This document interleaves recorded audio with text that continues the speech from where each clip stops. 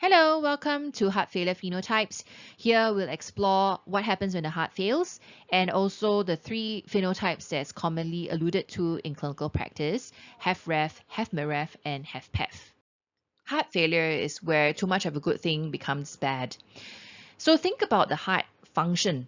At any time when the heart function starts to fail, maybe because of an acute injury to the heart, like in the setting of a myocardial infarction, what it happens is that the neurohormonal activation gets kicked in, whether it be the sympathetic nervous system, the renin-angiotensin aldosterone system, or the natriuretic peptide systems. They are all working together in order to maintain cardiac output or perfusional pressure in a setting of, say, vasoconstriction, as well as sodium and water retention. They're trying to keep the volume in the body going.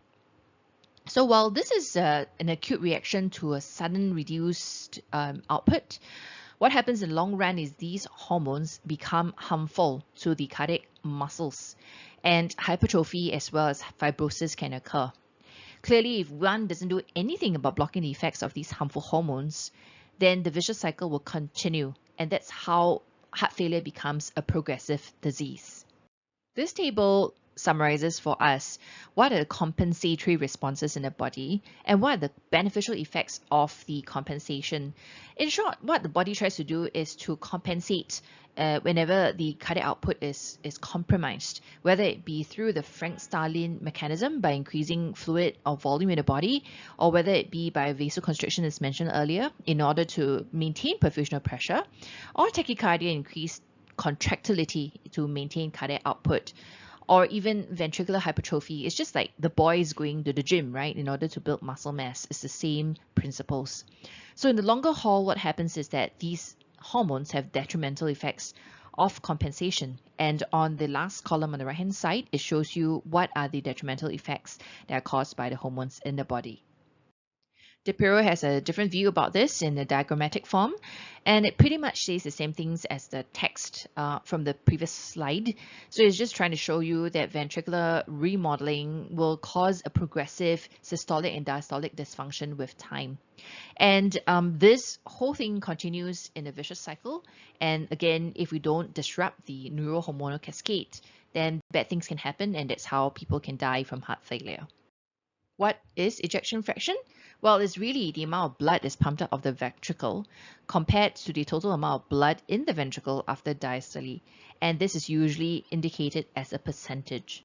You would have heard diastolic heart failure in the osmosis video, which I sent to you. So what is HFpEF, or heart failure with preserved ejection fraction, versus diastolic heart failure? So what really is happening in a normal heart is like the heart is like a balloon, like in the picture on the top, right? So it behaves like a compliant balloon by right. It's easy to fill even by mouth. So whenever you fill it with blood, it will expand nicely, and then it would also recoil nicely, just like a balloon would recoil when you let go of the orifice in order to let the air out.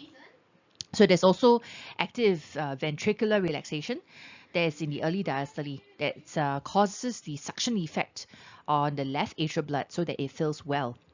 However, in a setting of, say, the HFpEF situation or heart failure with preserved ejection fraction, the ventricle now becomes very stiff, and essentially it's like a football now, and it requires a lot more pressure to fill. So an air pump is needed. So you need a lot more energy. And the active diastolic relaxation also now gives you a very high left atrial pressure in order to push the blood into the left ventricle. So this causes a backdamming, and just like how Prof. Hui has taught you, it will cause pulmonary venous hypertension, and then as a result, pulmonary congestion. So this reduced left ventricular and diastolic volume also causes a reduced stroke volume, because already there's less volume left in the ventricle, and therefore there'll be less volume that is pumped out. So this really is a relaxation problem, and as the ventricles become more and more fibrosed and less flexible, the end diastolic pressure in the left ventricle becomes increased. And you can see in this chart on the right-hand side in the red curve.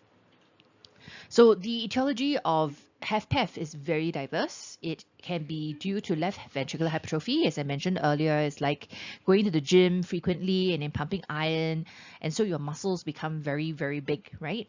And so because it becomes very big, it eats into the ventricular space, and therefore the volume in the space becomes less. It can also be due to fibrosis, and fibrosis causes an inability to relax, and therefore the fill is not going to be there for the setting of, say, amyloidosis. And sometimes very severe mitral stenosis because of the backdamming of the mitral stenosis. The blood doesn't get held when it tries to come down from the atrium. And therefore, there's a lot of backdamming into the left atrium, and then also a lot of backspace into the pulmonaries. So you can see that the causes are all quite diverse in nature. And therefore, it's no longer called diastolic heart failure, but it can be actually any situation that causes the failure to relax or the failure to fill the left ventricle. How does the EF appear normal in HFpEF then?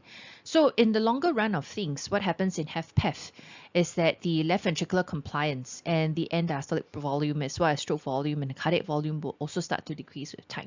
So you can imagine that the space in the ventricle is already reduced, right? As seen in our osmosis video.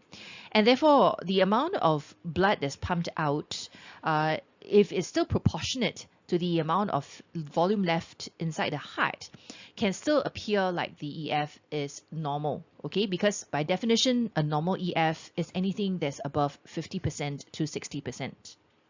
With reference to the 2021 European Society of Cardiology guidelines for the diagnosis and treatment of acute and chronic heart failure, you can see here that the EF is used to classify people according to what we call the phenotype of heart failure.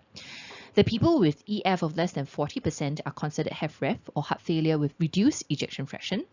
The people with more than 50% are considered HFpEF or heart failure with preserved ejection fraction. For most of us who are normal, our EF are usually around 60 to 70%. Anyone in between with the EF of 41 to 49% are considered HFmrEF or heart failure with mildly reduced ejection fraction.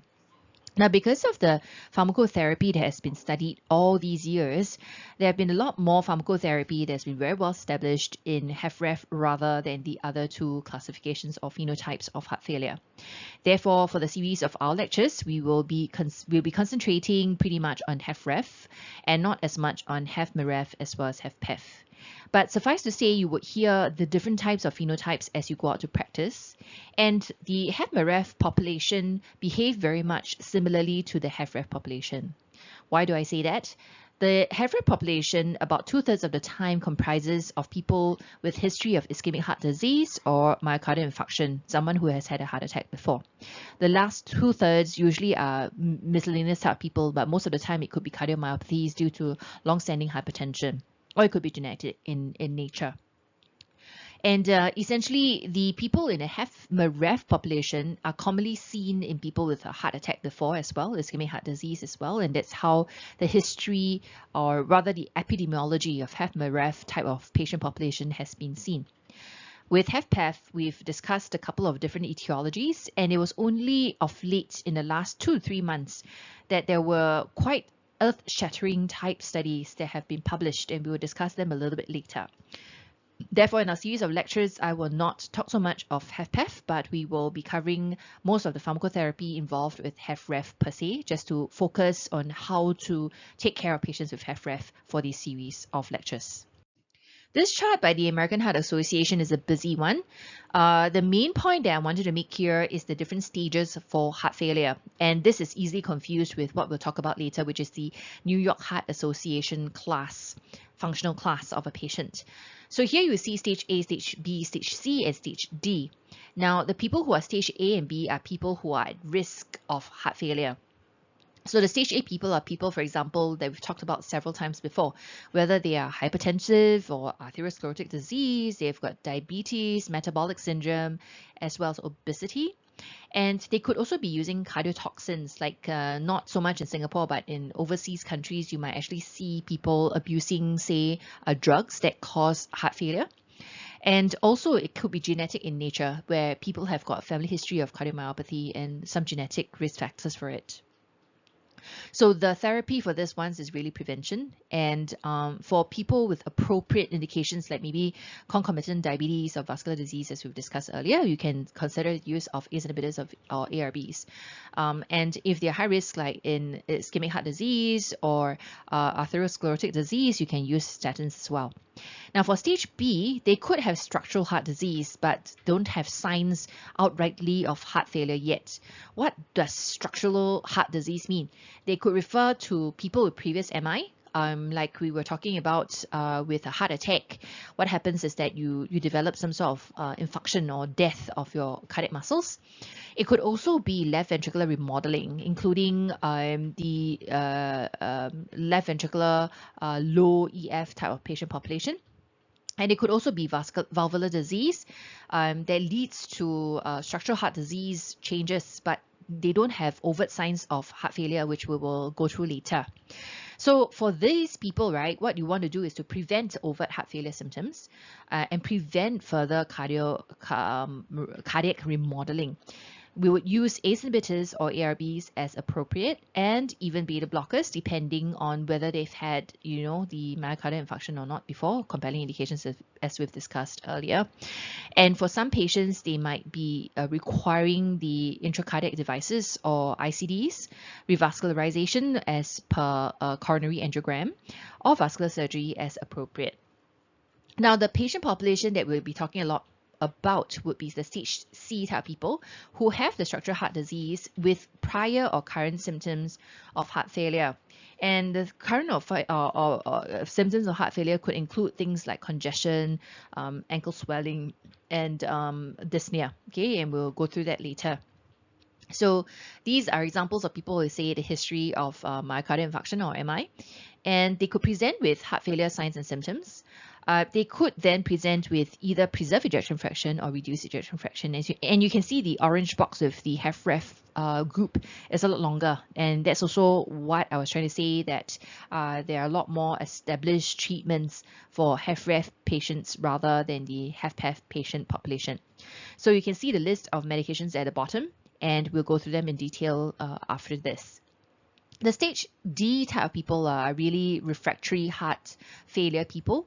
And these are the types maybe already end stage, and they are recurrently hospitalized despite the use of GDMT, stands for guideline directed medical therapy. Today we don't use GDMT as much anymore. The new term to use is foundational therapies, and we will go through that terminology in subsequent slides. So the goals of therapy here is to control the symptoms and then improve the health-related quality of life, reduce hospital admissions, and also think about how we can plan towards the end of life and palliation of these patients. Okay, so the management is very different. Let's shift gears to the New York Heart Association classification, or NYHA classification. And you commonly will see this in clinical notes, because this is how people, when they consult with patients, they would stage or categorize the person's symptoms. So class 1 actually refers to no limitation of physical activity. It means they're completely asymptomatic. And they are able to carry out ordinary physical activities that does not cause undue fatigue, palpitations, or dyspnea or shortness of breath. For class 2, they have a slight limitation of physical activity. For example, when exerting themselves in climbing more than 2 or 4 or 3 stories of stairs. And ordinary physical activity results in slight fatigue, palpitation, or dyspnea. In class 3, it's a marked limitation.